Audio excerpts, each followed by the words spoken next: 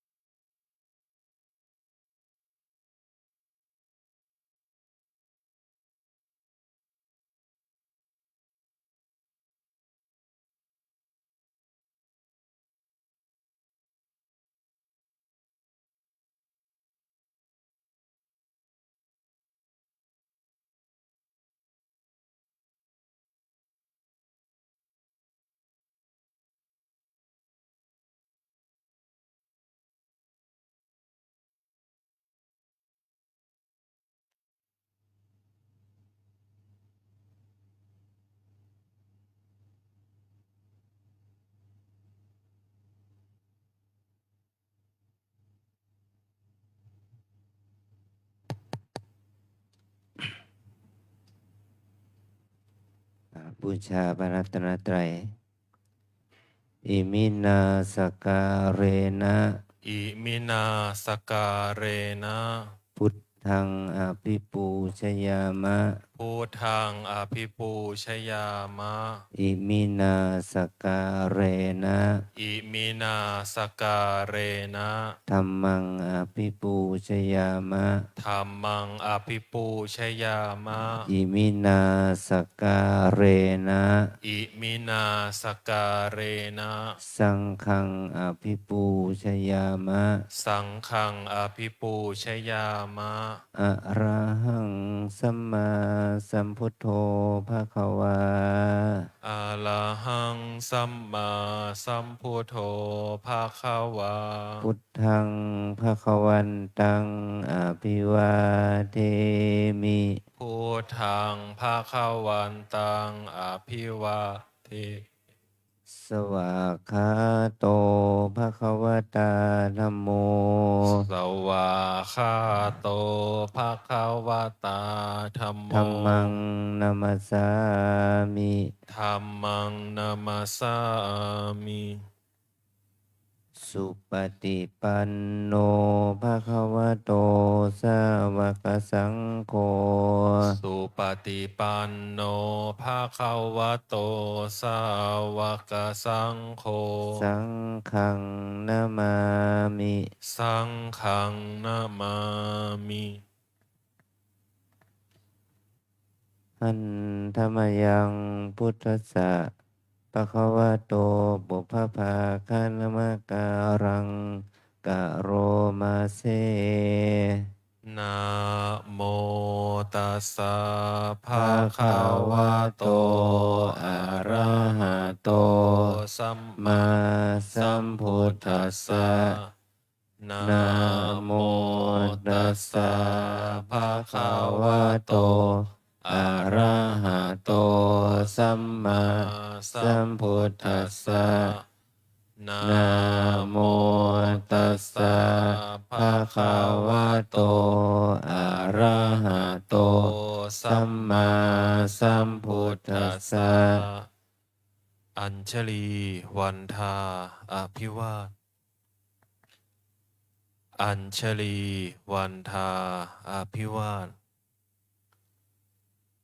อัญชลี วันทา อภิวาท อัญชลี วันทา อภิวาท อัญชลี วันทา อภิวาท อัญชลี วันทา อัญชลี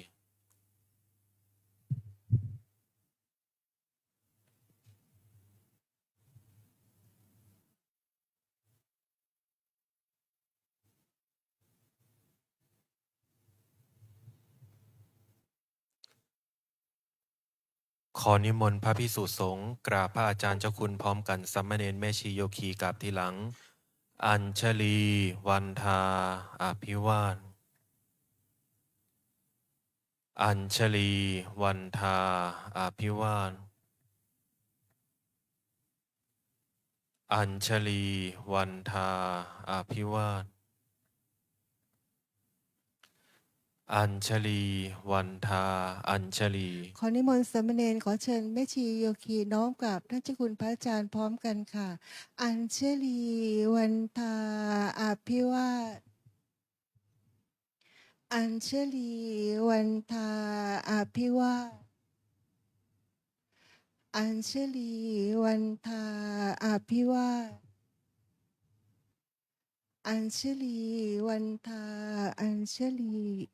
นิมนต์พระให้ศีล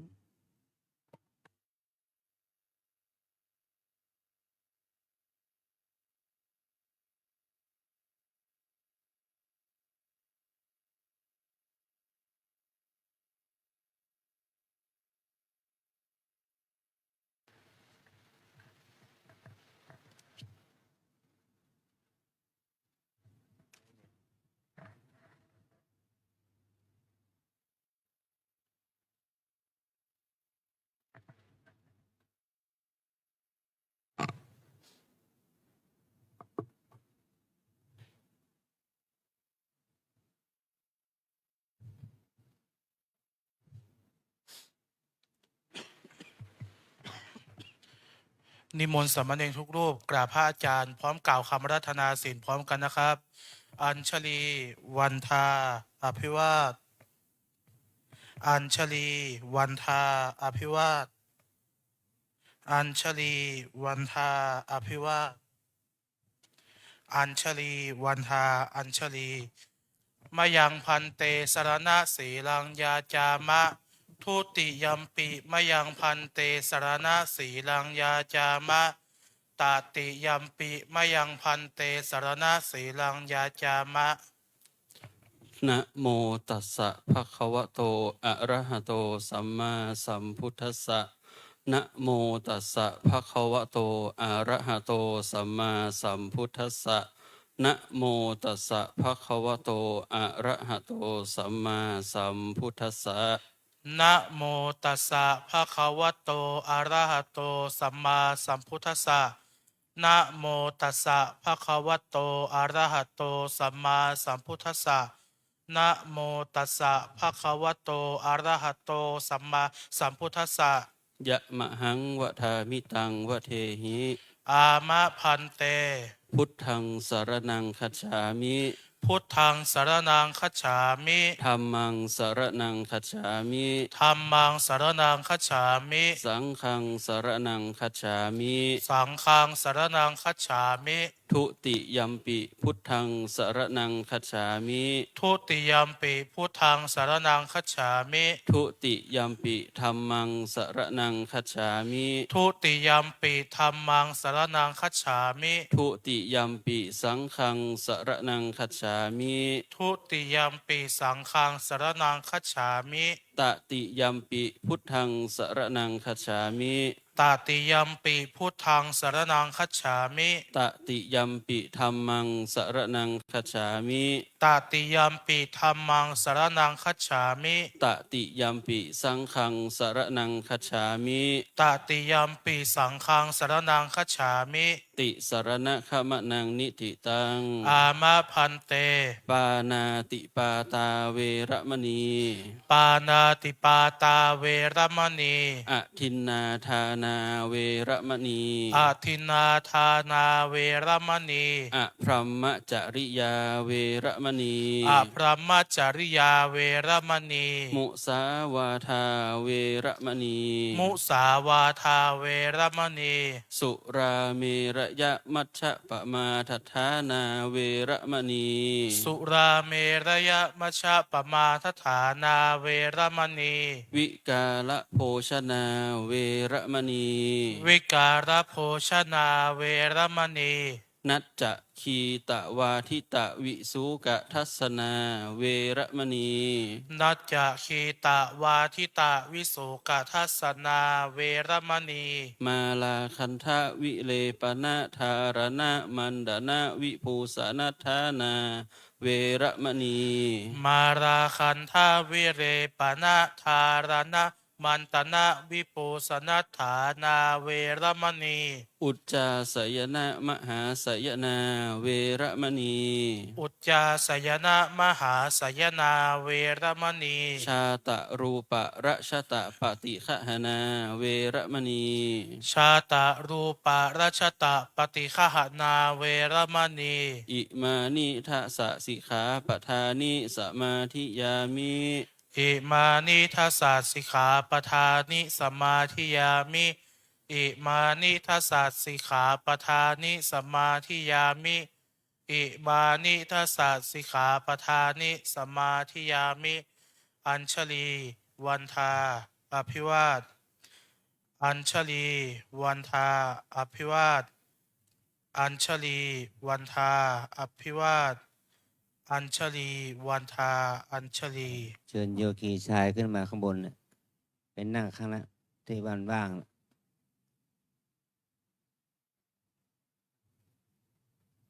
โยคีชายขึ้นมาข้างบนเนี่ยนั่งที่ต่อนั่ง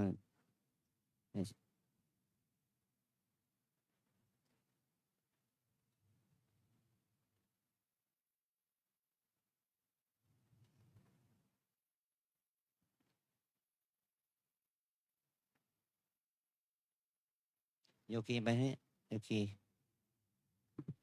คีผู้ชายโยคีชายมานั่งข้างล่างด้านฝั่งโน้น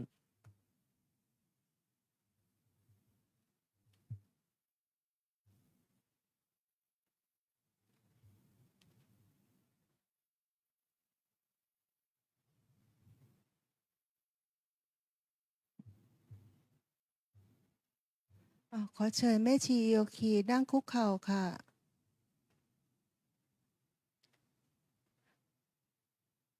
กราบพระสมทานศีลพร้อมกันค่ะ อัญชลีวันทาอภิวาท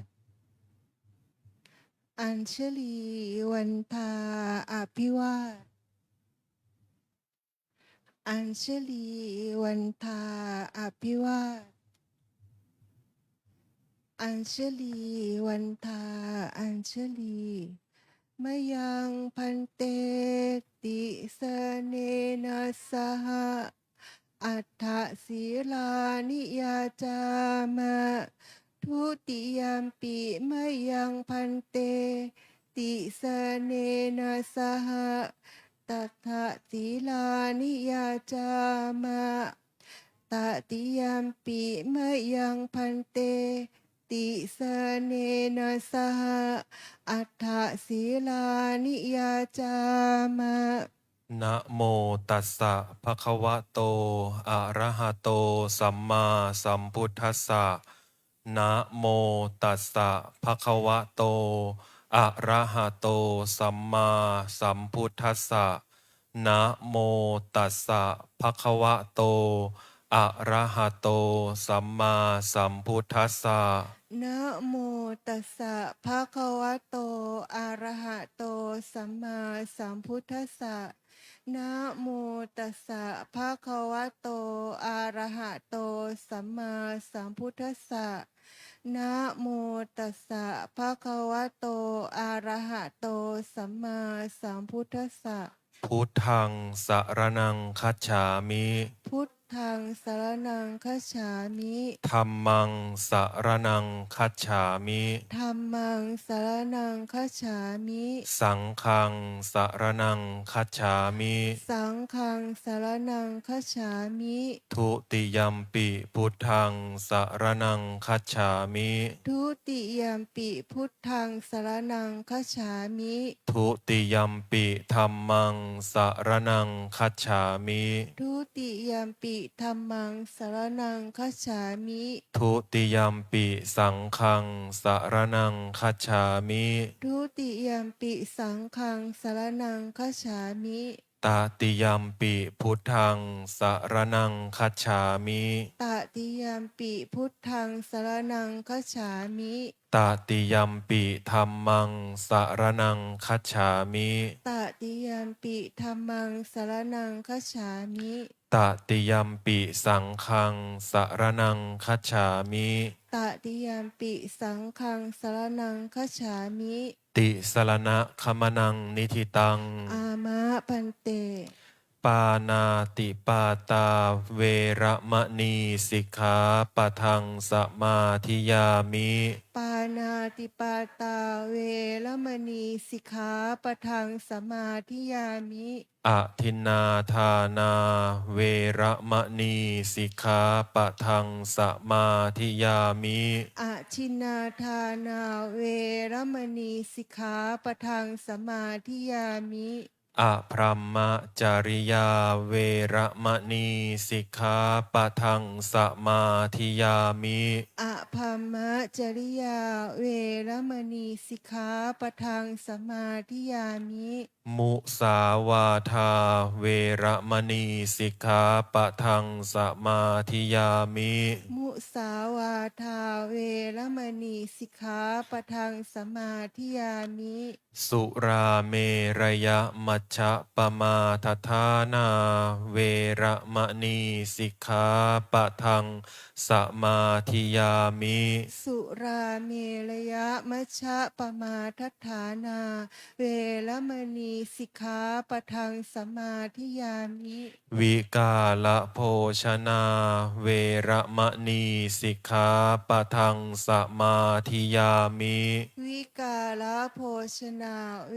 รมณีสิกขาปะทังสมาธิยามิ นัจจะคีตะวาทิตะวิสุกทัสสนะมาลาคันทะวิเลปะนะธารณะมันดนะวิภูสนัทธานาเวระมณีสิกขาปะทังสมาธิยามิ นัจจะขีตะวาทิตะวิสุกทัสสนะมาลาคันทะวิเลปนะธารณะมันธนะวิภูสนัฏฐานาเวรมณีสิกขาปะทังสมาธิยามิ อุจจาสยนะมหาสยนาเวระมณีสิกขาปะทังสมาธิยามิ อุจจาสยนะมหาสยนาเวรมณีสิกขาปะทังสมาธิยามิ อิมานิอัฏฐสิกขาปทานิสมาธิยามิ อิมานิอัฏฐสิกขาปทานิสมาธิยามิอิมานิอัฏฐสิกขาปทานิสมาธิยามิอิมานิอัฏฐสิกขาปทานิสมาธิยามิ อิมานิอัฏฐสิกขาปทานิสีเลนะสุขติงยันติสีเลนะโภคะสัมปทาสีเลนะนิพพุติงยันติตัสสมาสีลังวิโสทะเย สาธุสาธุสาธุอัญชลีวันทาอภิวาท อัญชลีวันทาอภิวาทอัญชลีวันทาอภิวาทอัญชลีวันทาอัญชลี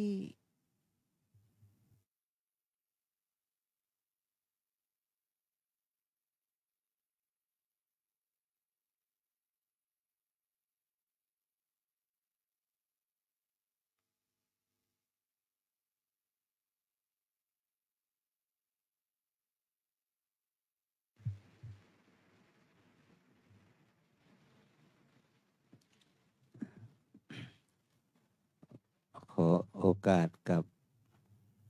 คณะสงฆ์และคณะแม่ชีโยคีทั้งหลาย ก่อนที่จะได้ฟังธรรม ก็ขอใช้เวลานี้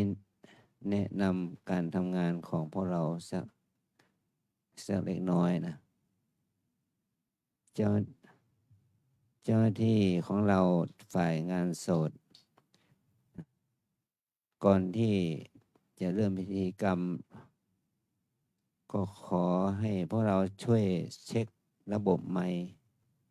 ว่าไมโครโฟนแต่ละตัวนั้นใช้งานได้ไหม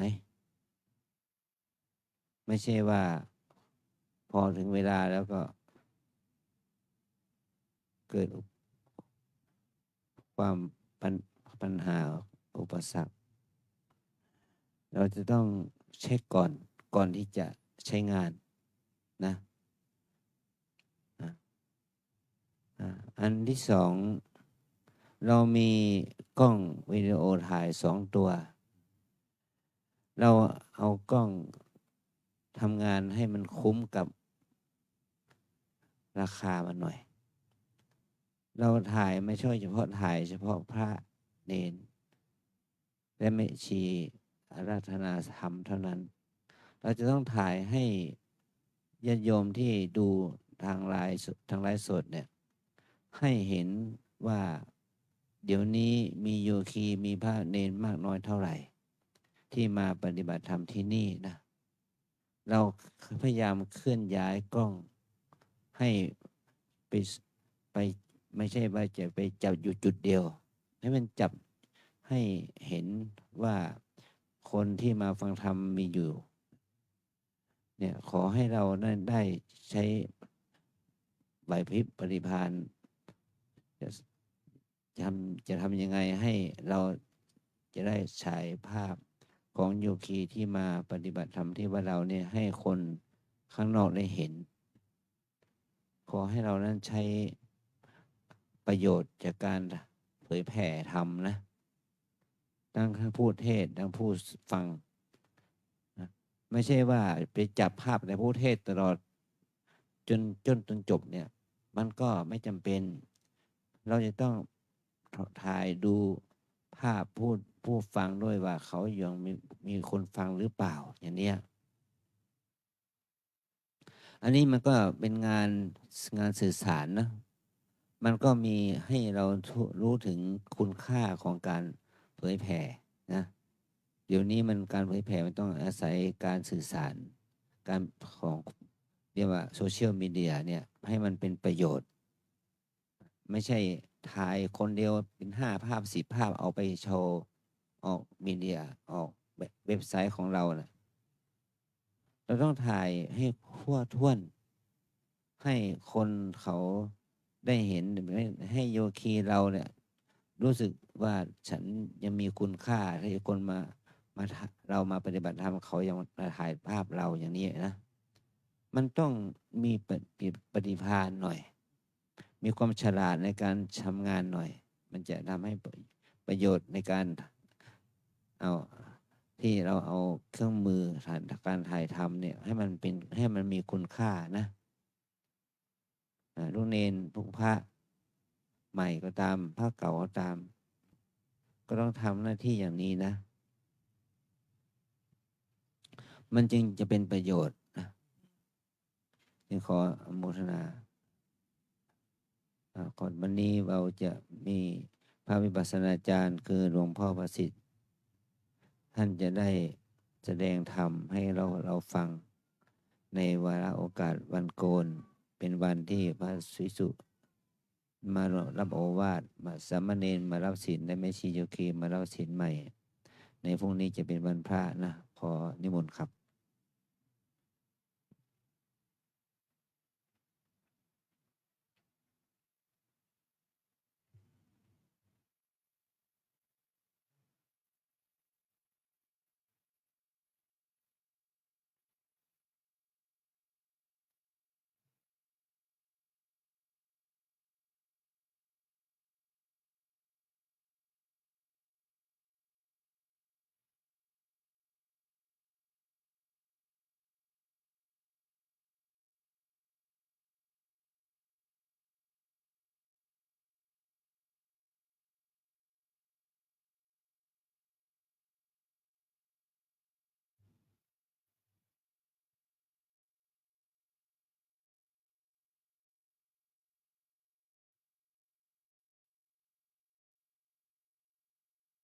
ธรรมะจะโลกาทิปติสหปติกัดอัญชลีอันทิวลังอายาจะถาสันติทัสสันตาปาราชาคชาติกาเทเสตุธรรมังอนุกรรมปิมังประชังเท้าสหัมบดีพมเป็นบรมในพมมาทรงฤทธิ์ที่ศักดากว่าบริษัททุกหมู่พมน้อมหัดนมัสการบดิสถานณที่สมควรแล้วจึงบังคมชุลีบาทพระศาสดาขอพรอันประเสริฐวละเลิศมโหฬารปวงสัตว์ในโลกากิเลสน้อยก็ยังมีขอองค์พระจอมปัดสุธรรมาศอนุจีโปรดปวงประชานิท่านจงโปรดแสดงธรรมนิมนต์ท่านเจ้าขาผู้ปีชาอันเลิศล้ำโปรดแสดงพระสัทธรรมเทศนาประวัติเพื่อให้สำเร็จผลแด่ปวงชนบรรดานี้ศพสุขเกษมศรีสมดังเจตนาเทินอาราธนังกะโลมะ นะโมตัสสะภะคะวะโตอะระหะโตสัมมาสัมพุทธัสสะนะโมตัสสะภะคะวะโตอะระหะโตสัมมาสัมพุทธัสสะนะโมตัสสะภะคะวะโตอะระหะโตสัมมาสัมพุทธัสสะพุทธัสสะโลกะธัมเมหิ จิตตังยัสสนกัมปติ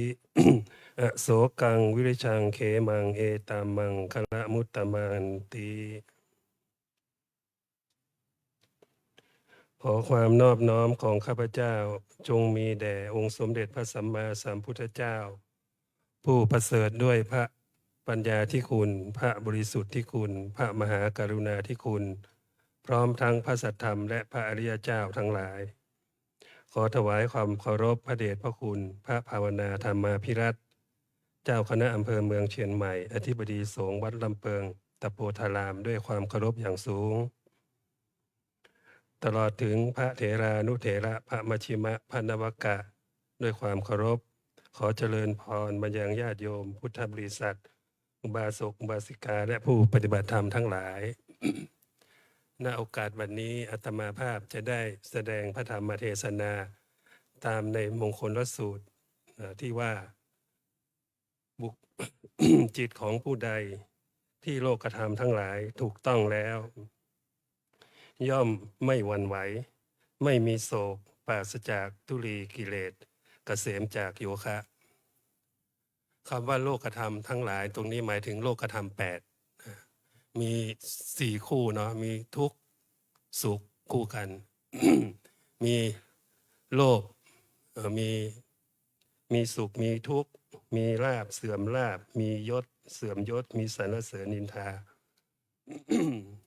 ตอนนี้จะพูดเรื่องตัวทุกข์ก่อนเนาะตัวทุกข์นี้พวกเราเข้าใจดีพอสมควรละเพราะว่าทุกข์เป็น สิ่งที่พระพุทธเจ้าตรัสไว้ในอริยสัจสี่นะเรียกทุกขสัจเป็นในอริยสัจสี่เป็นข้อแรกเลยนะว่าทุกขสัจความทุกข์นี้มันเป็นตัวที่ว่าทำให้เราไม่สบายเนาะบีบคั้น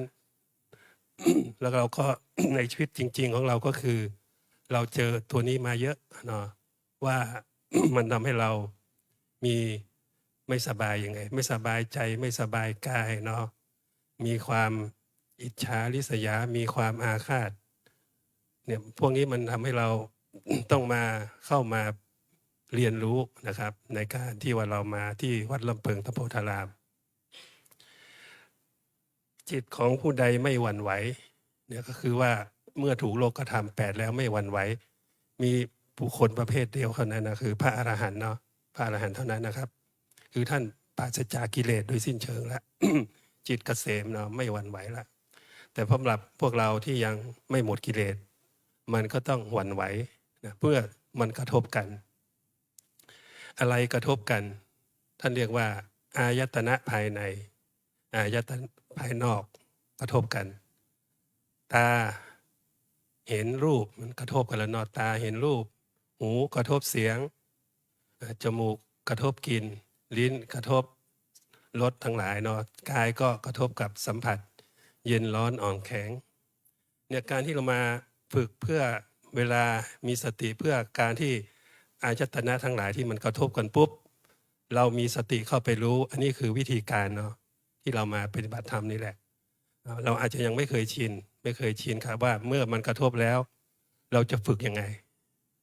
เมื่อมันมากระทบแล้วทันทีเนี่ยเราสามารถกำหนดได้ไหมเนี่ยคือคำว่ากำหนดได้ไหมเนี่ยนะคือกำหนดรู้ทุกข์นะรู้ทุกข์ตาเห็นรูปปุ๊บโยคีมีสติทันทีนะเห็นเนาะหูได้ยินเสียงดีไม่ดีไม่รู้อะเนาะเสียงคนเดินไปเดินมาเสียงคนเปิดประตูเสียงคนคุยกันอันเนี้ยโยคีก็ต้องกำหนดได้เลยเนาะได้ยินเนาะหรือว่ามันรำคาญก็รำคาญเนาะรำคาญเนาะอันนี้คือเมื่อมันมากระทบกันเนาะจมูกกระทบกลิ่นตอนเช้าอาจจะมีกลิ่นทำอาหารเนาะหอมมาเลยนะกลิ่นเนาะกลิ่นเนาะความจริงการปฏิบัติธรรมนี่เราต้องทำความรู้สึกตัวตลอดเวลาตั้งแต่เราเริ่มได้ยินเสียงระฆังแล้วก็ทางนู้นก็จะเป็นเสียงออดนะกำหนดเสียงได้ยินเนาะได้ยินเนาะขยับตัวเลยขยับเนาะขยับเนาะแต่บางคนกิเลสมันไม่ค่อยยอมเนาะมันก็เราขออีกหน่อยนึงบิดตัวไปบิดตัวมาอยู่ในห้องไม่ยอมออกมาเนาะนี่คือกิเลสคือความขี้เกียจเนาะมันก็มากระทบเราอย่างเงี้ยเพราะฉะนั้นสิ่งเหล่านี้เมื่อเรามีวิธีการเนาะที่ว่าจะทำให้เราฝึก ตัวเนี้ยที่ว่าพวกเรามาฝึกวิปัสสนานี้นะ มาฝึกตัวนี้นะ ใจของเรากระทบอะไรมั่งกระทบอารมณ์ทั้งหลายใช่ไหมอย่างเช่นความคิดเกิดขึ้นความเบื่อเกิดขึ้น ความโกรธเกิดขึ้น คือมันกระทบกันทั้งหมดเลยเรียกว่าผัสสะเป็นปัจจัยให้เกิดเวทนา เพราะฉะนั้นเวลามันกระทบปุ๊บมันจะมีประสิทธิภาพมากเนาะที่จะทำให้เราจิตใจเรารู้อารมณ์นั้นๆที่เข้ามาทันทีเพราะฉะนั้นการมาปฏิบัติธรรมก็คือการมาดูตัวเรานี่แหละอยู่ในตัวเรา เพื่อสู้กับความทุกข์นะสู้กับความทุกข์ผู้คนมีความทุกข์เนาะอาจจะมีคนเคยทุกข์ร้องห่มร้องไห้เสียอกเสียใจนะก็ไม่ต้องเคยเนาะเคยอยู่แล้วเนาะเช่นว่าความแก่มาความชรามาความตายมาเยือนเราเนี่ยเนาะบางคนก็ทุกข์กายทุกข์ใจไปด้วยเนาะในครอบครัวของทุกคนเนี่ยต้องมีสิ่งเหล่านี้แหละสิ่งเหล่านี้เกิดขึ้นแน่นอนเพราะฉะนั้นที่ท่านทั้งหลายมาปฏิบัติธรรมนี่ก็คือมาฝึกตัวเองให้รู้ทันกับกิเลสยกตัวอย่างนะว่าในสมัยพุทธกาลพุทธเจ้าเทศให้คน3 คนฟังนะพูดให้คน3 ฟังคน2 คนชื่อว่ามาคันธียะพ่อแม่นะฟังพระธรรมที่พุทธเจ้าเทศเกี่ยวกับเรื่องอสุภกรรมฐานว่าร่างกายเรานี้เป็นของสกปรกนะเป็นของน่ารังเกียจนะเป็นอสุภะนะไม่งามคือร่างกายเรางามไหมคุณหมอร่างกายเรางามไหมคุณหมอนี่เป็นนายแพทย์เนาะงามไหมร่างกายเรางามไหมงามเลย ผ่าเข้าไปข้างในงามไหมไม่งามเลยเนาะเราอาจจะงามเฉพาะผิวกายเราเนี่ยเนาะเราพยายามปรุงแต่งให้มันงามเนาะแต่จริงๆแล้วเขาเรียกว่าอะไรตาหูจมูกลิ้นกายเกสาโลมานะคะทันตาตาโจเนี่ยผมขนเล็บฝันหนังนี่เป็นของไม่สะอาดเราต้องคอยทำความสะอาดอาบน้ำทุกวันเนาะไม่อาบน้ำวันหนึ่งเป็นยังไงสกปรกทันทีเนาะยิ่งผ่าเข้าไปข้างในไม่ต้องพูดถึงเนาะเขาเรียกว่าไม่งามเลยเพราะฉะนั้นการดูอสุภกรรมฐานที่พระพุทธเจ้าเทศให้กับพ่อแม่ของนางมาคันธียาฟัง2 ท่านฟังแล้วเกิดปัญญานะนี่เสียงกระทบหูนี่เกิดปัญญาขึ้นมาเลยลงสู่วิปัสสนาญาณสำเร็จเป็นพระอนาคามีส่วนนางมาคันธียาผู้มีรูปร่างสวยงามที่ว่าคนทั้งหลายก็คิดว่าสวยงามเนาะทุกอย่าง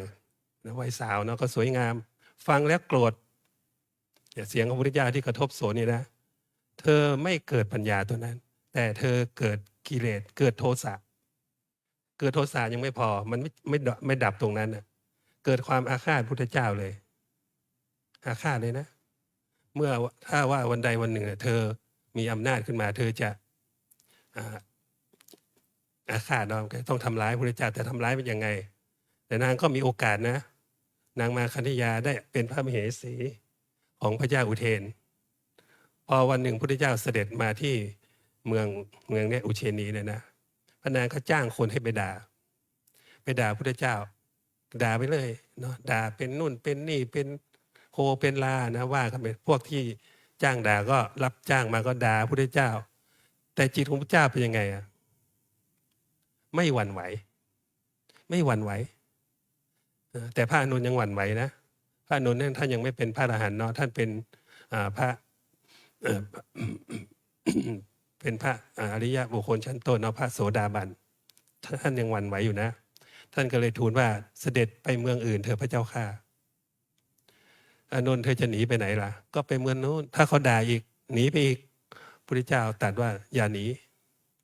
เหตุเกิดที่ใดให้มันดับที่นั่นอันนี้เกิดขึ้นอย่างนี้เห็นไหมพระเจ้าไม่ได้หวั่นไหวต่อคำที่เขามาด่าเนาะพระองค์ไม่โกรธไม่หวั่นไหวเพราะฉะนั้นพระองค์ก็ไม่หนีพอมันด่าได้สัก7 วันก็เหนื่อยไม่รู้จะด่าอะไรละเพราะด่าที่คนที่ไม่หวั่นไหวไม่โกรธตอบก็เลยอ่อนแรงพอเลยถึงจะได้ค่าจ้างเท่าไหร่ก็ไม่ทำเนาะอันนี้กับนางมาคันธียานี่เลยเนาะพอได้ยินเสียงเป็นตัวอย่างเลยนะว่าเกิดอารมณ์นี้เกิดขึ้นและอาฆาตพระพุทธเจ้าผลสุดท้ายนางก็ เรียกว่าตายไม่ดีเนาะพอไปทำร้ายพระพุทธเจ้าไม่ได้ก็ไปทำร้ายลูกศิษย์ของพระพุทธเจ้านะในที่สุดเอาไฟไปเผา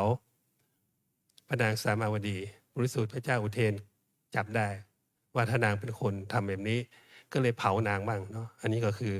เรียกกรรมเนาะกรรมตามสนองนี่คือว่ากิเลสเนี่ยมันเกิดขึ้นไวมากเนาะเวลามันกระทบกันปุ๊บมันทำให้เราทำกรรมไม่ดีทำบาปทำกรรมไว้เยอะเหตุตัวอย่างในปัจจุบันมีเยอะมากเนาะเช่นขับรถปาดหน้าการตีการฆ่ากันนี่นะเพราะมันไม่มีสติเพราะฉะนั้นพวกเรามาฝึกสตินี่ก็เพื่อประโยชน์อย่างนี้เนาะสิ่งเหล่านี้แหละที่ว่าพวกเราทั้งหลายที่มาฝึกปฏิบัติธรรมนี่นะเราค่อยๆฝึกไปมีโยคีถามว่าปฏิบัติธรรมมาแล้ว3 ปีแล้วเมื่อไหร่มันจะหมดทุกข์สักทีคำถามนี้ก็น่าตอบอยู่เนาะเมื่อไหร่จะหมดทุกข์สักทีมาปฏิบัติมา3 ปีแล้วถามว่าปีหนึ่งทำกี่วันปีหนึ่งทำมาครั้งหนึ่ง7 วันคือมาต่อเนื่องอะเนาะแต่ก็มาเรื่อยๆมาเรื่อยๆหลวงพ่อก็เลยยกตัวอย่างว่าใบไม้มันร่วงทุกวันต้นไม้เนี่ยใบไม้มันร่วงทุกวันนะถ้าเราไม่กวาดมันก็สะสมหนาขึ้นใช่ไหมเพราะนั้นใบไม้มันร่วงทุกวันหน้าที่ของเราคือกวาดใบไม้กวาดใบไม้เพราะฉะนั้นหน้าที่ของโยคีมีอย่างเดียวนะกำหนดอารมณ์ที่เข้ามากระทบเรานี่แหละเป็นการสะสมปัญญานะปัญญาให้เกิดขึ้นนะให้เห็นว่าทุกสิ่งทุกอย่างเป็นยังไงมันไม่เที่ยงมันตกอยู่ในหลักของอนิจจัง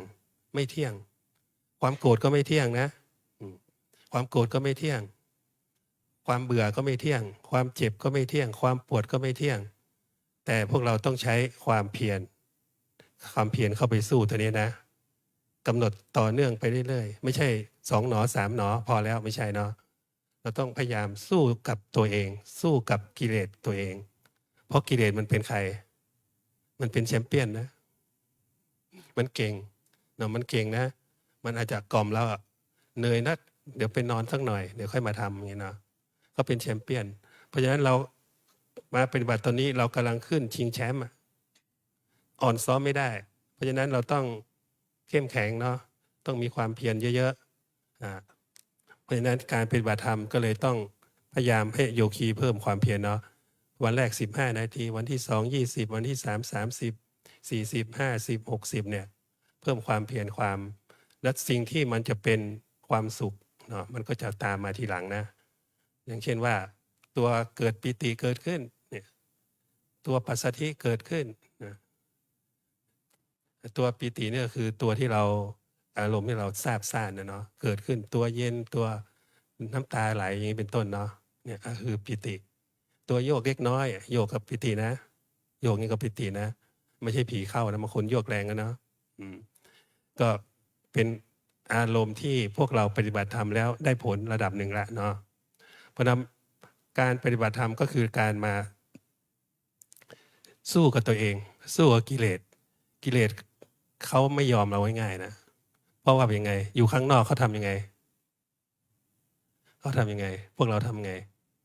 อยากกินก็กินอยากนอนก็นอนอยากเล่นก็เล่นอยากเที่ยวก็เที่ยวเนาะแต่พอเรามาอยู่ที่วัดลำเพิงเป็นยังไงอยากกินก็ต้องกินตรงเวลาเนาะอยากนอนก็ต้องตรงเวลาอยากเล่นโทรศัพท์มือถือก็ไม่ได้เนาะก็ไม่ได้เนี่ยคือว่าการบวชสามเณรภาคฤดูร้อนปีนี้ถือว่ามีประสิทธิภาพนะสำหรับเนรเนาะเพราะว่าเรายึดมือถือเพราะสมัยนี้เกิดอะไรสมาธิสั้นเยอะเพราะเกิดจากการดูโซเชียลเนี่ยนะมันอยากได้อะไรไวๆอยากทำให้สำเร็จไวๆเนาะมันก็เลยสมาธิสั้นไม่สั้นเฉพาะเด็กนะผู้ใหญ่ก็สั้นนะผู้ใหญ่ก็สั้นนะเด็กก็สั้นผู้ใหญ่ก็สั้นเนี่ยนะวันนั้นก็เลยต้องมีตัวนี้ต่างประเทศเขาก็มีนะจะเข้าเรียนนี่เขายึดโทรศัพท์มือถือเลยไม่ให้ใช้เลยเนาะเลิกเรียนเขาให้เนี่ยมันสำคัญมากเลยเนาะเพราะว่าสิ่งเหล่านี้มันเป็นตัวนิวรณ์ตัวหนึ่งเลยเนาะขวางเราเลยนะ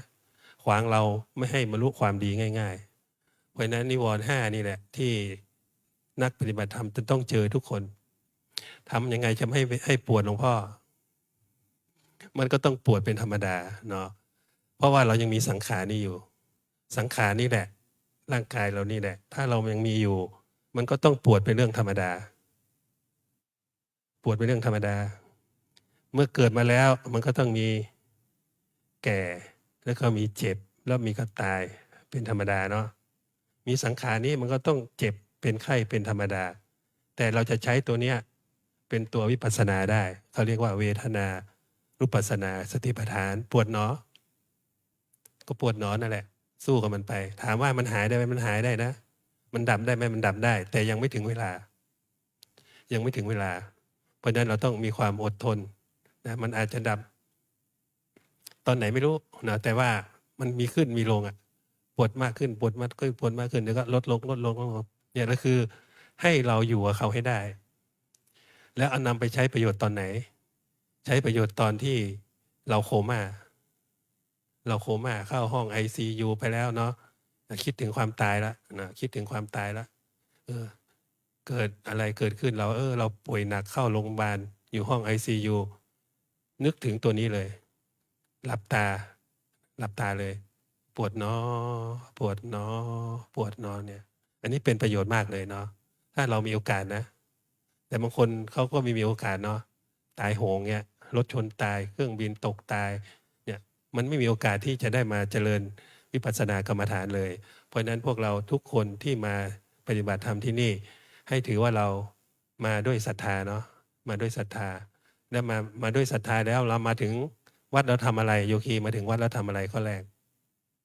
เปลี่ยนชุดนะเปลี่ยนชุดเขาเรียกว่าอะไรเนคขมะบวชต่อไปก็อะไรไงศีลนะเขาเรียกบารมีเนาะเนคขมะบารมีศีลและบารมีพอปฏิบัติธรรมปุ๊บโยคีจะตรงสู่ภาคการปฏิบัติ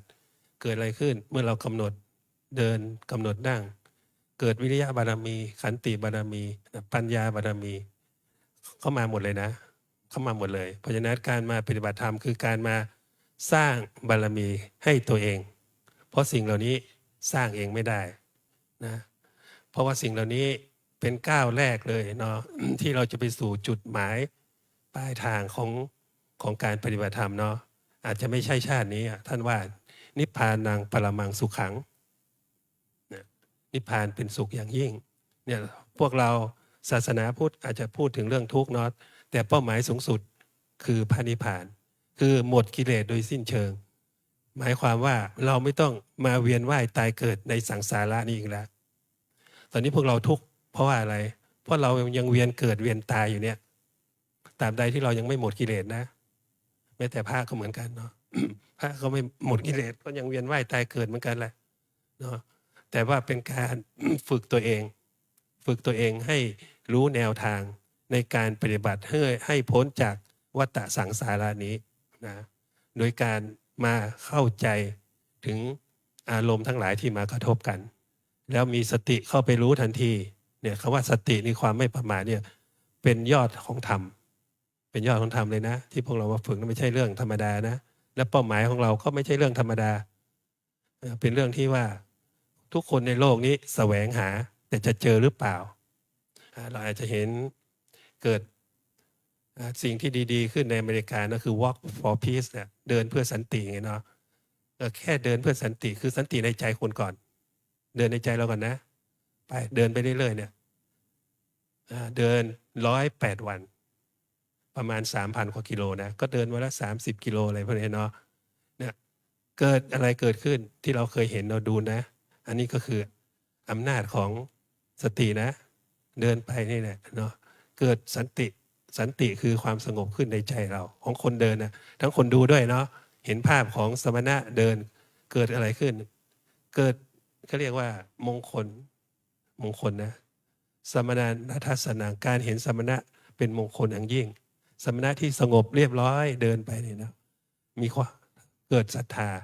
ไม่มีแบ่งเชื้อชาติและไม่มีแบ่งศาสนาเนาะเพราะธรรมะของพระพุทธเจ้าไม่มีเชื้อชาติไม่มีศาสนาคนที่มาปฏิบัติธรรม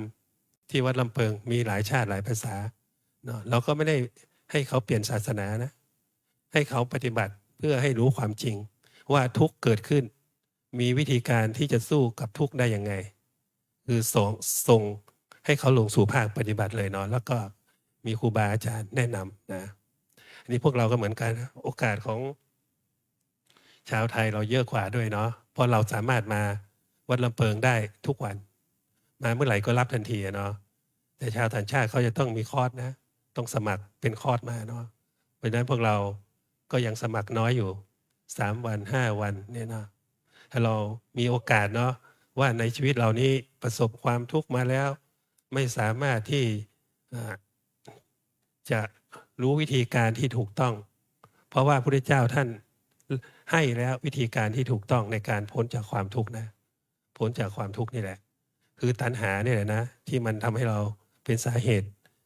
ของความทุกข์คือตัวโลภะนะตัณหากามตัณหาภวตัณหาวิภาวตัณหาเนี่ยสาเหตุของมันมีตรงเนี้ยแต่พวกเราก็ชอบมันนะชอบมันเนาะอย่างชอบมันชอบในกามตัณหาชอบนะรูปเสียงกลิ่นรสสัมผัสน่ารักน่าใคร่น่าพอใจชอบเนาะหลักสำคัญที่ว่าอนิจจังไงนะพวกเราไม่ค่อยชอบหรอกความไม่เที่ยงไม่ชอบนะแต่พวกเราชอบคำว่าอะไรนิจจังอยากให้มันเที่ยงอยากให้มันดำรงอยู่อย่างนั้นแหละอยากให้มีความสุขอย่างนั้นแหละตลอดไปมันจริงไม่ได้มันเป็นความจริงไม่ได้เลยเนาะมันจริงไม่ได้เลยเพราะว่าความสุขมันก็ไม่เที่ยงเดี๋ยวมันก็แปรเปลี่ยนไปละเมื่อเราอะรักกันแต่งงานกันเนาะมีความสุขนะต่อมาเกิดอะไรขึ้นอยู่ด้วยกันเป็นนานๆเป็นยังไงทะเลาะเบาะแว้งกันไม่กี่ปีหย่ากันก็มีเห็นไหมกลายเป็นคู่อาฆาตกันก็มีนะทำร้ายกันก็มีตีกันก็มีเห็นไหมมันไม่เที่ยงแม้แต่ความรักมันก็ไม่เที่ยงแต่พวกเราไม่ชอบยังไงเราชอบคำว่าเที่ยงทุกขังเราก็ไม่ชอบนะคำว่าทุกเนี่ยมันไม่มีใครชอบคำว่าทุกแต่ทุกมันเป็นสัจจะพวกเราชอบคำว่าอะไรสุขขังความสุขสุขมันก็ไม่เที่ยงนะอีกตัวหนึ่งก็เรียกทุกขังอนัตตาไม่ใช่ของเราไม่สามารถบังคับบัญชาได้แต่เราก็ไม่ชอบเราชอบว่าอัตตาเป็นตัวเป็นตนของเราเราสามารถบังคับบัญชามันได้เราชอบแบบนี้เนาะแล้วก็ร่างกายเราเนี่ยพุทธเจ้าตรัสว่าอสุภะแต่เราไม่ชอบเราเรียกว่าอยากได้มันสุภะสวยงามเนี่ยก็คืออันนี้แหละที่มันเป็นตัวขวางเราเหมือนกันเนาะเพราะฉะนั้นการมาปฏิบัติธรรมคือมาการเรียนรู้นะกับกิเลสที่มันมากระทบกับเราทำยังไงเวลามันมากระทบแล้วเรามีสติแล้วก็กลายเป็นมหาสตินะกำหนดรู้ได้ทันทีอย่างนี้นี่ก็คือว่าเราปฏิบัติธรรมเข้าใจถึงวิธีการแล้วเนาะแต่วิธีการปฏิบัติพวกเราต้องอาศัยเขาเรียกพละ5ต้องมีศรัทธาก่อนมีศรัทธาหรือว่าการปฏิบัติธรรมนี้นะเป็นการสามารถให้เราพลิกชีวิตได้เนาะจากหลายชีวิตที่อยู่ในความทุกข์พ้นจากความทุกข์ได้ยกตัวอย่างอีกท่านหนึ่งก็ได้เนาะในพุทธประวัตินะก็คือนางกีสาโคตมีนางกีสาโคตมีนี่เป็นภรรยามหาเศรษฐีนะนางกีสาโคตมีมีวันหนึ่งนางเกิดลูกแล้วลูกแก่ตายลูกเธอตายเนาะเธอก็ร้องห่มร้องไห้เนี่ยทุกข์มากเลยเนาะเพราะว่าก็เลยไม่รู้จะไปหาใครวิ่งไปให้คนช่วยใครก็ช่วยไม่ได้แต่มีบัณฑิตคนหนึ่งก็บอกว่าพระพุทธเจ้าช่วยได้เพราะเธอทุกข์มากเนาะนะร้องห่มร้องไห้ลูกชายตายเพิ่งเกิดเธอตายละใครเป็นแม่ก็รู้ดีเนาะรักลูกถ้าลูกตายนะแม่นี่สลบเลยเนาะนางกีสามีก็เหมือนคนเป็นบ้านะวิ่งไปให้คนนั้นช่วยไม่ได้พอคนแนะนำว่าพระพุทธเจ้าช่วยได้มีความหวังขึ้นมาทันทีก็ไปหาพุทธเจ้าเลยพุทธเจ้าก็เลยใช้พระเจรว่าพระปัญญาเนาะช่วยได้อยู่แต่เธอต้องไปหาเมล็ดพันธุ์ผักกาดมากำมือหนึ่ง จากบ้านที่ไม่มีคนตายจากบ้านที่ไม่มีคนตายนะแล้วฉันจะช่วยเธอนางก็เที่ยวไปหาทุกบ้านเนาะแล้วสมัยโบราณคนก็ทำการเกษตรเยอะเนาะไปหาบ้านไหนก็มีเม็ดพันธุ์ผักกาดแต่ถามว่ามีคนตายไหมบ้านนี้ทุกหลังมีคนตายหมดเพิ่งตายเมื่อวานก็มีเนาะเธอเที่ยวหาจนเหนื่อยอ่อนอดใจเพราะยังไม่เข้าเรื่อง เข้าใจพอทำไปเกิดปัญญาเกิดขึ้นนะเข้าใจเลยว่าไม่ใช่ลูกฉันตายคนเดียว อันนี้มันเกิดปัญญาแล้วนะว่าเนี่ยมันเป็นเรื่องธรรมดาของธรรมชาติ ลูกคนอื่นก็ตาย ทุกบ้านมีคนตายหมด เธอเอาลูกเธอไปฝังเลยน้ำตาหายไปเลยอันนี้เห็นไหมอันนี้เขาว่าเมื่อเจอพระพุทธเจ้าซึ่งเป็นกัลยาณมิตรเนาะแนะนำนิดหน่อย เธอเข้าใจได้ทันที กลับมาหาพระพุทธเจ้าเทศให้ฟังนะเรื่องหลักของอนิจจังนี่นะเธอได้เป็นพระโสดาบันเลยเห็นไหมนี่คือการสะสมบารมีของแต่ละคนไม่เหมือนกันเนาะแต่พวกเราทุกคนนี่ก็มาสะสมบารมีเหมือนกันนะแต่อย่าใจร้อนเนาะอย่าใจร้อนว่าทำไมปฏิบัติมา3 ปีแล้วไม่เห็นผลทุกข์เลย เพราะยังไม่ถึงเวลาทุกข์มันไม่ใช่ว่ามันอยู่ต่อหน้าต่อตาเรามันเป็นนามธรรมทุกข์มันเป็นนามธรรมนะมันไม่ใช่เหมือนว่าเราจะเอาโต๊ะที่มันสกปรกแล้วไปล้างไปเช็ดเนาะเพราะสิ่งนี้ต้องเกิดที่ไหนมันเกิดที่ใจยังยกตัวอย่างในมหาสติปัฏฐานสูตรนะมโนสัมผัสฉะเวทนาปิยะโลเกสาตารูปังเวทนาที่เกิดจากมโนสัมผัสเป็นที่รักที่เจริญใจในโลกแล้วก็เอเทสาตัณหาเกิดที่ไหนเกิดที่ใจดับที่ไหนดับที่ใจเนี่ยเพราะฉะนั้นเรามาเรียนรู้เรื่องใจของเราเนี่ยเรื่องจิตของเราเนี่ยนะว่ากิเลสมันเกิดที่ไหนกิเลสนี่มันเกิดจากผัสสะมันเกิดให้เกิดเวทนาพอมันเกิดขึ้นแล้วพวกเราก็จัดการมันได้นะคือมีหลักการแล้วมีหลักการมีวิธีการแบบนี้แล้วเนาะเพราะนั้นเราก็ต้องเมื่อเราเข้าใจแล้วเราไม่ใช่ปฏิบัติที่วัดลำเพิงอย่างเดียวเนาะกลับบ้านเราก็ต้องหัดทำให้เวลากับการสร้างบุญกุศลให้ตัวเองเพราะสิ่งเหล่านี้ไม่มีใครสามารถทำให้เราได้ถ้าเรามาปฏิบัติที่วัดลำเพิงได้วันละ6 ชั่วโมงปฏิบัติที่บ้านได้วันละ1 ชั่วโมงเดือนหนึ่งได้เท่าไหร่30 ชั่วโมงนะเท่ากับ5 วันเลยนะเท่ากับมาอยู่วัดลำเพิง5 วันนะปีหนึ่ง12 5 60 2 เดือนเลยใช่ไหมแต่เราปฏิบัติที่บ้านเราแต่ต้องเข้าใจก่อนเข้าใจในหลักการก่อนว่าวิธีการที่เราจะไปสู้กับตัวเองทำได้ยังไงอันนี้ก็เป็นสิ่งที่เราเป็นอะไรว่าเรียกว่าเห็นอานิสงส์เห็นคุณค่าของการปฏิบัติธรรมว่าสิ่งเหล่านี้ช่วยให้เราพ้นจากความทุกข์ได้เนาะสิ่งต่างๆที่มากระทบในชีวิตของเราไม่มาจากทางตามาทางหูเนี่ยที่ชอบไม่ชอบนี่นะที่มันฆ่ากันทุกวันนี้นะเราสามารถกำหนดรู้ได้เนาะอันนี้ก็คือเพราะฉะนั้นพวกเราเกิดมาแล้วก็มีวิธีการนี่แหละที่พระพุทธเจ้าให้อีก3 ข้อนะวิธีการทำให้เราพ้นทุกข์เนาะคือ1ข้อต้นเลยให้ทานหมายความว่ารู้จักเสียสละไม่ว่าทรัพย์สิ่งของอะไรก็ตามเพื่อตัดตัวกิเลสที่สำคัญคือตัวโลภะตัวเนี้ยที่พระพุทธเจ้าท่านสอนให้เรารู้จักให้จิตใจมันอ่อนลงโลภะตัดออกไปให้ทานรู้จักการให้ก่อนเนาะต่อมาก็รักษาศีลรักษาศีลก็สำคัญเป็นพื้นฐานเลยเนาะถ้าเราชีวิตเราดำเนินไปชีวิตในข้างนอกเราไม่รักษาศีลไม่ว่าข้อใดข้อหนึ่งเนาะแล้วชีวิตเราก็ดิ่งลงไปเรื่อยๆเนาะจากเคยเจริญรุ่งเรืองกับตกต่ำนะเพราะเราไม่รักษาศีลแล้วก็มาสำคัญนี่คือเรามาเจริญภาวนาเรียนรู้เรื่องจิตของเราเรียนรู้เรื่องกิเลสที่มาเข้ามากระทบกับใจเราเนาะแล้วก็สามารถกำหนดได้ทันท่วงทีนะแล้วก็เป็นให้มันดับได้อย่างเช่นว่าความคิดเราคิดมาบางคนนั่งคิดทั้งวันเนาะกำหนดความคิดของเราเลยคิดเนาะคิดเนาะคิดเนาะคิดเนาะอย่างนี้นะเนี่ยโกรธขึ้นมาก็โกรธเนาะโกรธเนาะโกรธเนาะหลวงพ่อหนอนะให้พวกเราคิดอย่างนี้นะว่ามีอานุภาพมากเนาะเป็นสิ่งที่ว่าเราจะต้องทำด้วยตัวเองเราจะจ้างใครมาทำก็ไม่ได้นะลองชวนคนมาดิชวนคนมาปฏิบัติธรรมนี่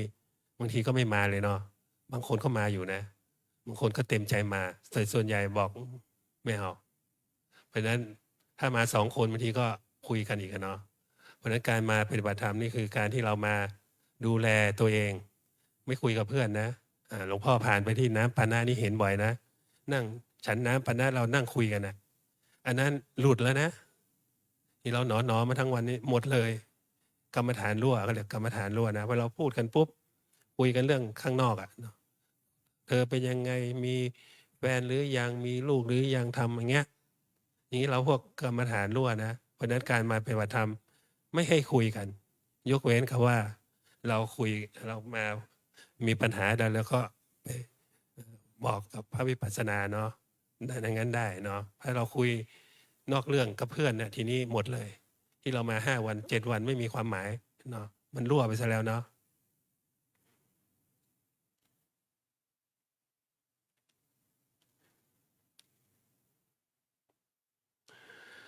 เพราะฉะนั้นหลวงพ่อพอสรุปนะ อย่างที่ว่าพุทธัสสะโลกะธรรมเมหิจิตตังยัสนกปฏิอโศกังวิริชังเขมังเอตัมมังคลมุตตมังจิตของผู้ใดเมื่อโลกธรรมทั้ง8อันนี้พูดข้อเดียวแล้วเนี่ยโลกธรรมทั้ง8นี่นะคือพูดสุขกับทุกข์เลยเนาะสรรเสริญยินทาเหมือนกันได้ลาบเสื่อมลาบก็เหมือนกันหมดเนาะสิ่งเหล่านี้ตกอยู่ในหลักของอนิจจังไม่เที่ยงนะเพราะฉะนั้นการมาปฏิบัติธรรมคือการมาดูตัวเนี้ยนะดูความไม่เที่ยงนะอนิจจังทุกขังอนัตตาเนี่ยนะดูความไม่เที่ยงของรูปกับนามที่มันเกิดขึ้นกับเรานะพอเราปฏิบัติไปเราก็จะเข้าใจลึกซึ้งมากขึ้นเนาะแต่ถ้าฟังก็ได้ปัญญาได้วิธีการนะได้คำแนะนำเนาะหลังจากที่เราได้คำแนะนำแล้วเราก็ไปตั้งใจปฏิบัติตามนั้นนะเวลาเราง่วงทำไงเนี่ยเห็นง่วงแล้วหลายคนง่วงนะบางคนก็หัวไปพิงเสาไงเนาะอันนี้เราก็แพ้กับมันแล้วนะแพ้กิเลสไปแล้วนะให้พวกเราตั้งสติลุกขึ้นเดินไวๆก็ได้เนาะเดินไวๆไปล้างหน้าล้างตาอันนี้เห็นไหมมันไม่ธรรมดาเนาะตัวนี้เขาเรียกถีนมิทะจิตเสื่องซึมในอารมณ์เพราะฉะนั้นตัวนี้เราสู้ไม่ไหวให้เราลุกขึ้นเดินไวๆก็ได้เดินจากห้องปฏิบัติธรรมไปห้องน้ำเนี่ยเดินไวๆก็ได้ไปล้างหน้าล้างตาแล้วมาเดินต่อนะอันนี้คือเราต้องสู้อย่างนี้เนาะส่วนตัวอื่นนี่กำหนดได้หมดยกตัวเวทนาตัวปวดนี่ยากพวกเราต้องสู้กับมันพอสมควรเนาะมันเจ็บก็ต้องทนนะเพราะว่ามันไม่ถึงขั้นตายเนาะไม่ถึงตายเราก็ต้องสู้อย่างนี้นะอันนี้ก็คือเรื่องของมงคลข้อที่36 37 38นะซึ่งว่าเป็นจิตไม่กระทบกันไม่หวั่นไหวคือจิตของพระอรหันต์แต่พวกเรายังไม่ใช่พระอรหันต์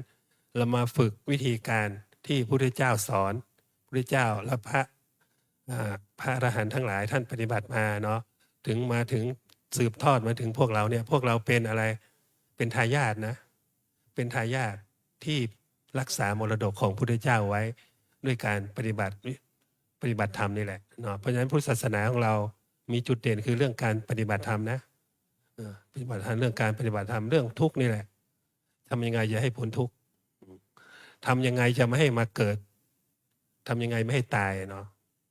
ทำยังไงไม่ให้ตายนี่แหละคืออย่ามาเกิดทำยังไงจะไม่ให้เกิดคุณก็ต้องไม่มีกิเลสทำยังไงไม่ให้มีกิเลสคุณก็ต้องปฏิบัติรู้จักตัวเขารู้จักกำหนดทุกข์เนี่ยนะให้มันลดน้อยลงไปทุกวันเนาะจะใจร้อนไม่ได้เนาะ3 วัน 7 วันมันไม่ใช่นะมันต้องใช้เวลาพอสมควรการแสดงพระธรรมเทศนาในครั้งนี้ก็พอสมควรแก่เวลาขอความเจริญงอกงามในอริยธรรมอันจะนำตนเองออกจากทุกข์จากโทษของวัฏสังสารนี้จงบังเกิดมีแก่ท่านทั้งหลายทุกรูปทุกนามทุกท่านด้วยเทินเอวังก็มีด้วยประการละชนี้ หันธมยังสาธุกรังกโรมาเซสาธุ สาธุ สาธุ อะหังพุทธังจะธัมมังจะสังฆังจะสรณังคตา อุปาสิกตังเทเสสิงภิกขุสังคสะสามุขา เอตังเมสรณังเขมัง เอตังสรณามุตตมัง เอตังสรณามะคะมะ สัพพะทุกขาปมุญเจเลยะถากรังกระยะหังสัมมาสัมพุทธศาสนัง ทุกขะนิสานะเสวะ ภาคีนิสังอนาคเต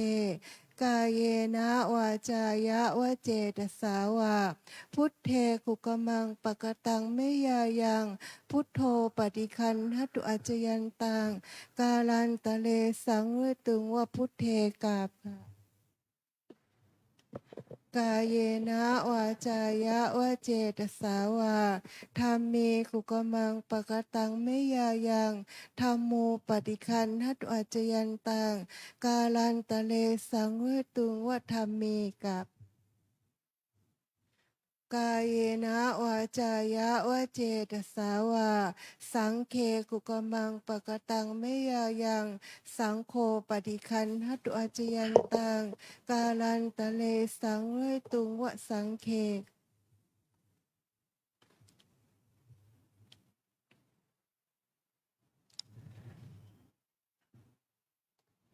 เราได้ฟังโอวาทธรรมจากหลวงพ่อประสิทธิ์ปรกโม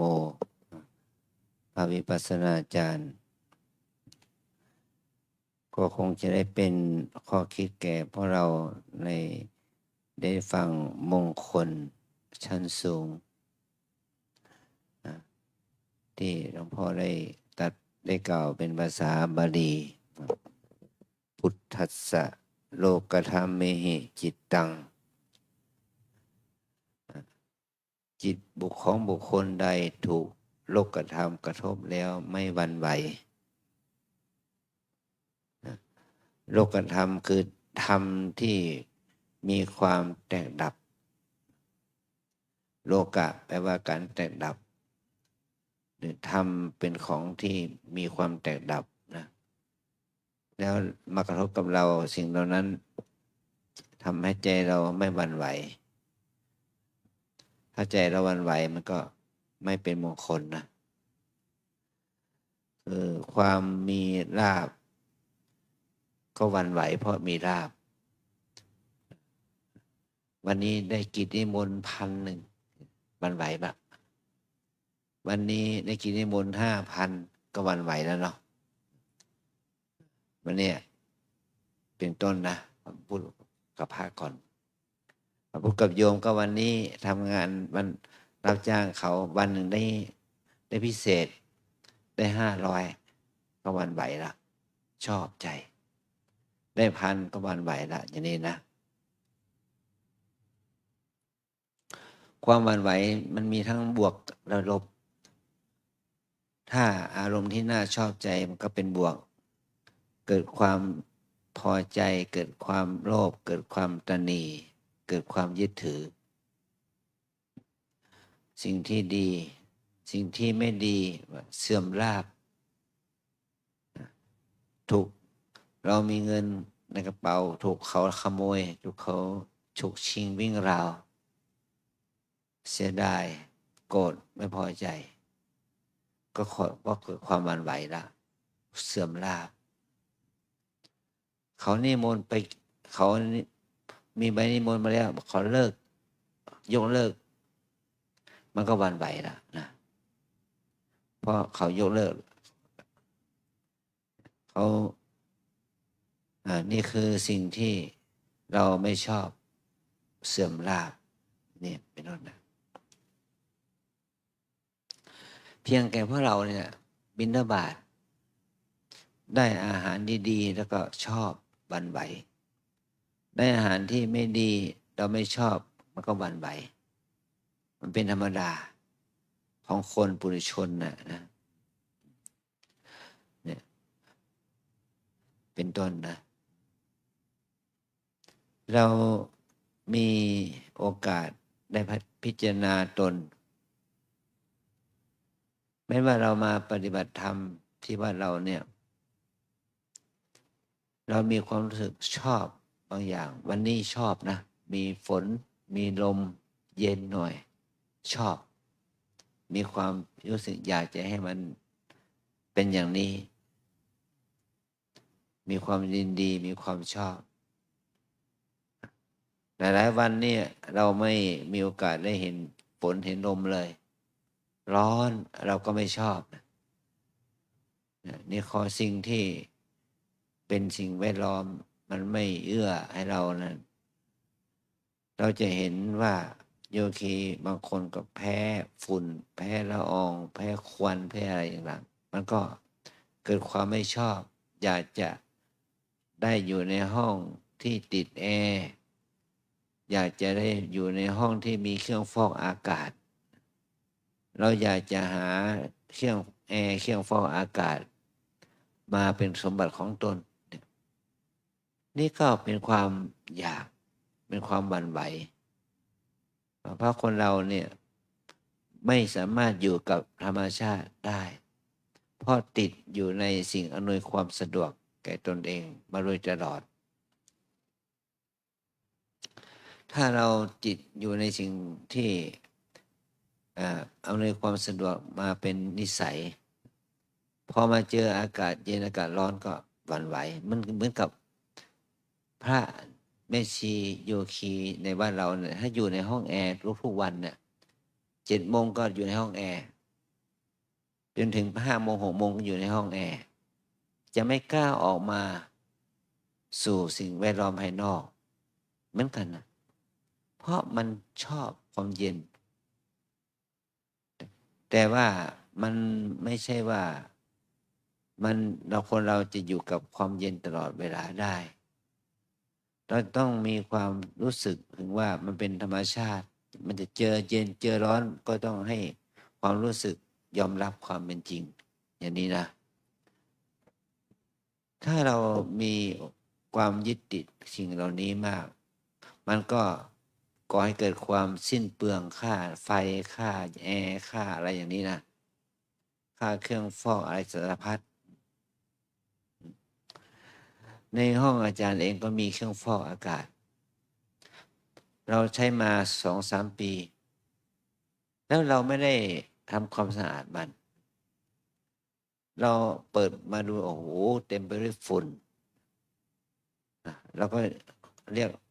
ค่าอุปถากเข้ามาช่วยเป่าฝุ่นอะไรอย่างนี้นะแม้แต่ในห้องมันก็มีผ้าม่าน 2-3 ปีเราไม่ได้ซักนะมันก็เป็นผ้าม่านที่เต็มไปด้วยฝุ่นเหมือนกันนะเพราะว่าสิ่งไหนมีสิ่งนั้นก็ก่อเป็นภาระแก่เรานะวัดเรานี่ไม่ใช่เป็นวัดป่าแบบอยู่ในป่าแล้วก็มีกุฏิมีศาลามีวิหารมีอะไรอย่างนี้นะเราต้องช่วยกันดูแลสิ่งอำนวยความสะดวกด้วยถ้าเราปล่อยให้มันเป็นไปตามธรรมชาติจริงๆไม่มีใครดูแลแม้แต่อาสนะผ้าปูนั่งปีหนึ่งเราไม่ได้ซักเลย2 ปีเราไม่ได้ซักเลยมันจะสะอาดไหมมันก็ไม่สะอาดนะเนี่ยติดผ้าปูนั่งของเราเนี่ยพรมแล้วเนี่ยเราช่วยกันเราดูดฝุ่นกับเครื่องดูดฝุ่นทำงานไหมทำดูดฝุ่นไหมแต่ถ้าเราไม่เอามาดูดฝุ่นเอามาพรมมาดูดเอาเครื่องดูดฝุ่นมาดูดมาเลยอย่างเนี้ยพรมก็สกปรกพรมก็ไม่น่านั่งไม่น่าเอามาปูเพราะสิ่งเหล่านี้มันต้องมีของใช้ต้องใช้ให้คุ้มใช้ให้เกิดประโยชน์ให้มันมีความสะอาดอย่างนี้ด้วยนะแม้แต่เครื่องฟอกอากาศนี่นะลองไปเปิดดูสิเครื่องกรองเนี่ยเต็มไปด้วยฝุ่นนะหลายปีมาแล้ว2 ปี3 ปีมาแล้วอาจารย์จัดการเอามาล้างแต่ตอนนี้ถ้าปี2 ปีมาเนี่ยเดี๋ยวนี้มีไหมมีใครล้างไหมนะถ้ามันไม่ล้างมันก็ไม่สะอาดนะเรามัวแต่เอาจะใช้ถ้าเราไม่ดูแลไม่ช่วยกันดูแลมันก็ไม่สะอาดมันเหมือนกับเครื่องพัดลมไอ้น้ำเนี่ยถ้าเรามัวแต่ใช้ไม่เติมน้ำมาล่ะมันจะเย็นไหมมันก็ไม่เย็น กดปุ่มไม่ถูก มันก็ไม่เกิดความซึ้งสัมผัสนะ เพราะเหตุนี้เราต้องมีความอยากได้แล้วก็ต้องมีปัญญารักษา มีปัญญาที่จะดูแลด้วยกัน สิ่งเหล่านี้มันก็ได้ดั่งใจบ้างไม่ได้ดั่งใจบ้าง มันถ้าได้ดั่งใจมันก็ดีหน่อย ไม่ได้ดั่งใจก็รู้สึกหงุดหงิดรำคาญไม่ชอบ เพราะคนที่จะมาบริหารจัดการเนี่ยเพราะเขาไม่รู้เนี่ย มันก็เกิดความรำคาญนะรำคาญงานต่างๆมันจะทำให้มันเราได้ดั่งใจมันก็ไม่ได้ ขอให้เรานั้นได้ช่วยกันดูแลสิ่งต่างๆด้วย อันนี้ก็คือถ้าเราทำบริหารกิจกรรมทั้งหลายด้วยปัญญา มันก็ก่อให้เกิดโลกธรรมฝ่ายดีนะ มีลาภมียศมีสรรเสริญมีสุขเนี่ยแล้วก็ถ้าตรงข้ามกับเสื่อมลาภเสื่อมยศนินทาแล้วก็ทุกข์นั่นแหละทุกข์กายทุกข์ใจ เขานินทาว่าร้าย ถ้าเราเป็นผู้ใหญ่ เราเป็นผู้สูงอายุ ลูกหลานพี่น้องญาติมิตรก็สรรเสริญและก็นินทาเป็นธรรมดานะ เป็นพระก็เหมือนกันนะพระลูกวัดก็มีทั้งพระลูกวัดที่สรรเสริญและนินทาเจ้าวาดอย่างนี้นะเราก็ต้องยอมรับความเป็นจริงว่า เมื่อเราอยู่ในสภาพเช่นนี้นะมันก็จะต้องมีผู้สรรเสริญและผู้นินทาคำภาษาเหนือเขาเรียกว่า คนรักเท่าผืนหนัง คนชังเท่าผืนเสือ คนที่รักเราจริงๆเท่าแค่มีน้อยแค่ผืนหนัง แต่คนที่เกลียดคนชังเราเป็นเท่าผืนเสือมันใหญ่มันมากอย่างนี้เป็นต้น เราต้องยอมรับความเป็นจริงว่าเราอยู่ในสถานะนี้เราก็มีทั้งคนชอบและคนชังเราต้องทำใจให้เป็นนะอย่างนี้นะมีทั้งสรรเสริญนินทาคนที่ได้ประโยชน์จากเราก็สรรเสริญคนที่ไม่ได้ประโยชน์จากเราเขาก็นินทาเป็นธรรมดาเป็นธรรมดาถ้าเราเข้าใจสิ่งเหล่านี้เราก็ยอมรับความจริงเป็นจริงได้เราอยู่กับโลกตามความเป็นจริงได้นะคือสิ่งเหล่านี้เนี่ยกระแสของโลกเนี่ยมันรุนแรงก็สื่อมีเดียเนี่ยมันมากมายถ้าเราเสพโดยความไม่เข้าใจมันก็ตกเป็นทาสของสองสื่อของมีเดียนั่นแหละโซเชียลมีเดียมันก็ก่อให้เกิดทุกข์โทษกับเราทุกคนนะเพราะปัจจุบันนี้มันเป็นยุคที่ต้องใช้สื่อการทำธุรกิจการงานอะไรก็ทำก็ทำธุรกิจเกี่ยวกับเรื่องสื่อเป็นส่วนมากนะระบบการสื่อสารปัจจุบันนี้ก็ถือว่าซับซ้อนจนถึงระดับที่เราเรียกว่าระดับ AI ระดับอะไรอย่างนี้นะระดับไมโครคอมพิวเตอร์อะไรอย่างเนี้ยมันก็ทำให้เราตกอยู่ในเงื่อนไขที่ต้องติดตามหาข่าวตอนนี้ใครหาเงินหาทองเพื่อซื้อวัสดุอุปกรณ์เหล่านี้นะมันก็มีในทุกสังคมทุกหย่อมย่าที่เราเคยได้ยินว่าคนไทยมีประมาณ70 ล้านคนคนไทยซื้อเครื่องโทรศัพท์มือถือมากกว่า70 ล้านเครื่องเนี่ยเพราะเหตุว่าคนเราบางคนเนี่ยมีคนหนึ่งมาวัดเนี่ยเอาโทรศัพท์มาทั้ง3 เครื่อง 4 เครื่องเอามาทำไมทั้งหลัง4 เครื่องอย่างเนี้ยเพราะว่าเครื่องนี้จะใช้สำหรับโทรส่วนตัวเครื่องนี้สำหรับโทรธุรกิจการงานเครื่องนี้สำหรับโทรติดต่ออะไรต่อมีอะไรเนี่ยมันก็ก่อให้เกิดความสิ้นเปลืองโดยไม่ใช่เหตุนะอันนี้คือสิ่งที่เรามีโทรศัพท์มือถืออย่างนี้เป็นต้นนะ ตั้งแต่เริ่มมีสื่อประเภทนี้มันก็มีปัญหามีทุกข์กับเรา ตั้งแต่สมัยก่อนเนี่ย ใครมีโทรศัพท์มือถือแล้วโก้เก๋เหลือเกิน เปิดรับโทรศัพท์คุยเสียงดังหรือว่าเฮ่เนี่ยอย่างเนี้ยแต่ปัจจุบันนี้เขาอย่างไรล่ะเขาให้ถือแบบเขาให้โทรแบบไม่มีเสียงไม่มีสั่นให้ไม่มีเสียงแต่ขอให้มีสั่นหรือปิดเช่อย่างเนี้ยมันก็มีกิจกรรมทั้งหลายเหล่านี้นะมันมากเกินเหมือนกันนะเพราะว่าถ้าเราจะไม่ใช้ไม่ทำเลยมันก็เหมือนกับว่ามันขาดเครื่องมือติดต่อประสานงานน้อยใหญ่เนี่ยถ้าเรามีมากเกินไปมันก็ก่อให้เกิดความวุ่นวายสับสนนะเนี่ยขอให้เรานั้นได้รู้ถึงประโยชน์และโทษของสิ่งเหล่านี้นะขอให้เราได้รู้ถึงคุณค่าและสิ่งที่มันที่ไร้ค่าคืออะไรที่หลวงพ่อท่านได้บรรยายนั่นแหละนะถ้าเราไม่รู้ไม่เท่าทันมันก็ก่อให้เกิดโทษนะลูกเนนนะว่าเราเนี่ยที่อยู่วัดเรานะวันพรุ่งนี้หรือไม่ลืนนี้นะเราจะเข้าคอร์สปฏิบัตินะเพราะว่า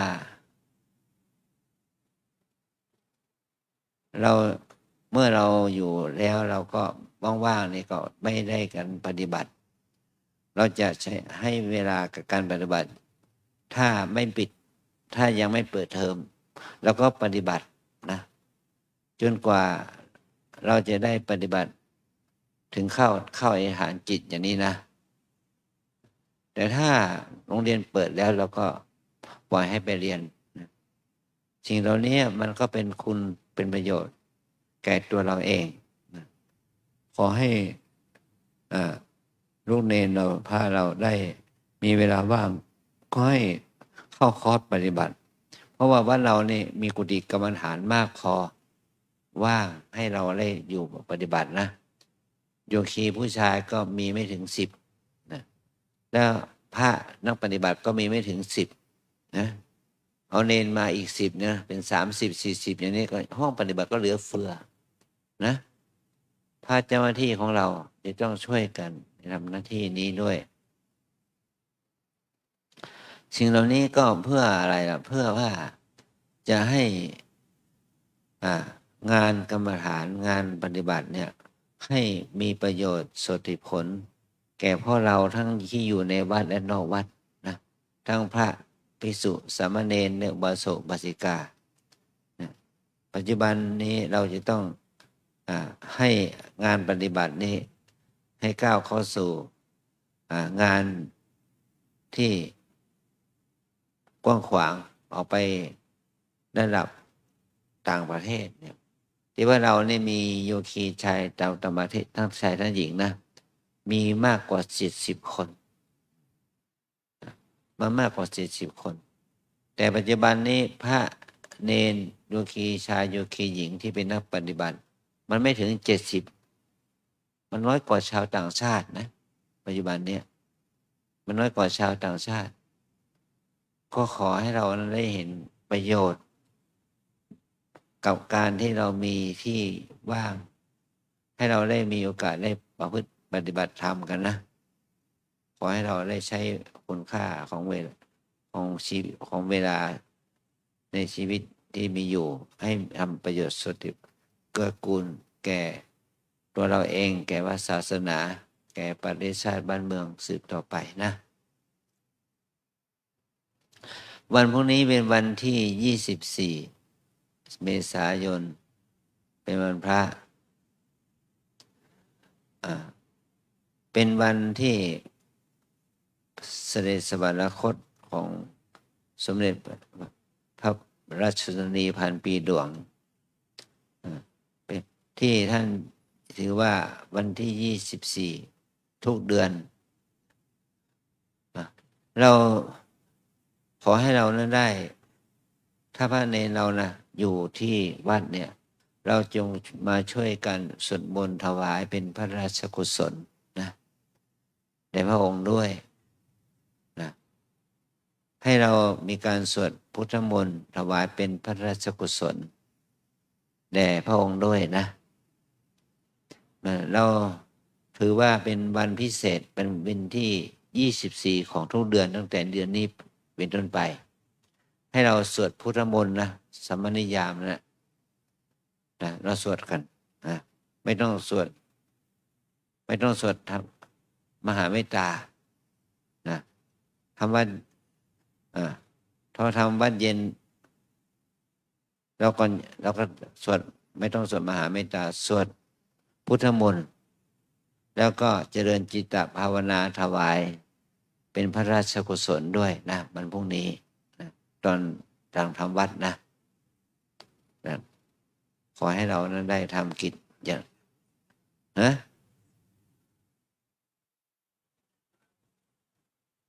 ของในของพระราชของพระพันปีนะ24ไม่เหรอ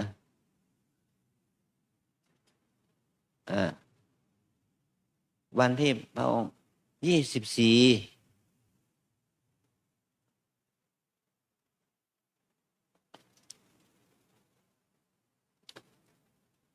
จำได้ไหม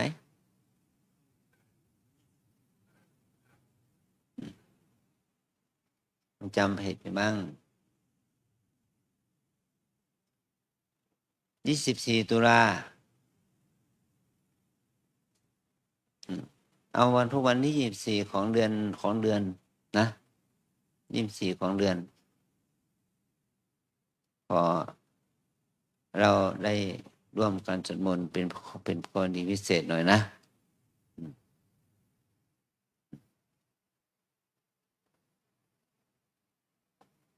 อาจารย์คงจะไม่ผิดนะ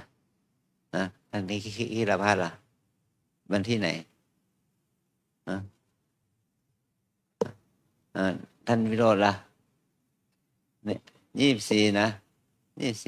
24ขอให้ตรงให้มันตรงนะ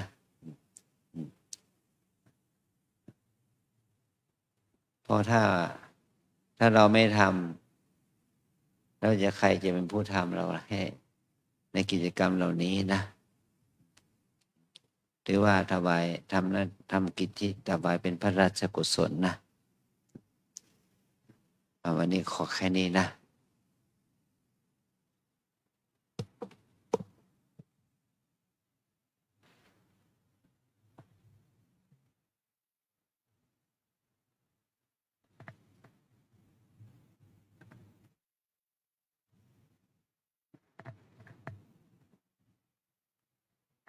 อะระหังสัมมา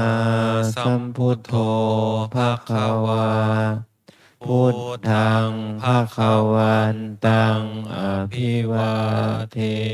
มิสวากขาโตภะคะวะตาธัมโมธัมมังนามัสสามิสุปฏิปันโนภะคะวะโตสาวกสังโฆสังฆังนามามิ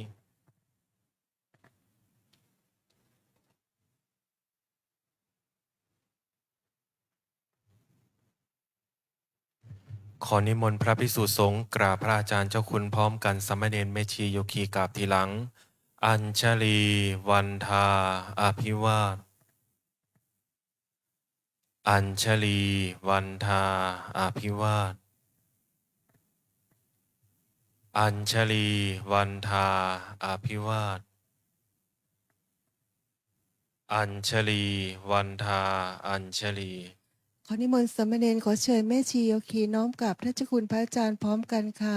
อัญชลีวันทาอภิวาทอัญชลีวันทาอภิวาท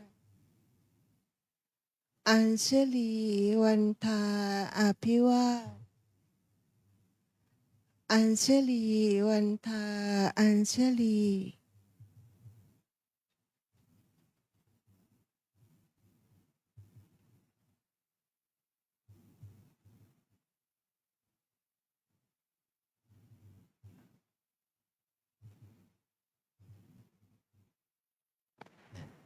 จัตตารโอธรรมาวัฏันติอายุวันโนสุขังพระลัง สาธุสาธุสาธุช่วยปิดหน้าต่างด้วยค่ะ ขอบคุณค่ะ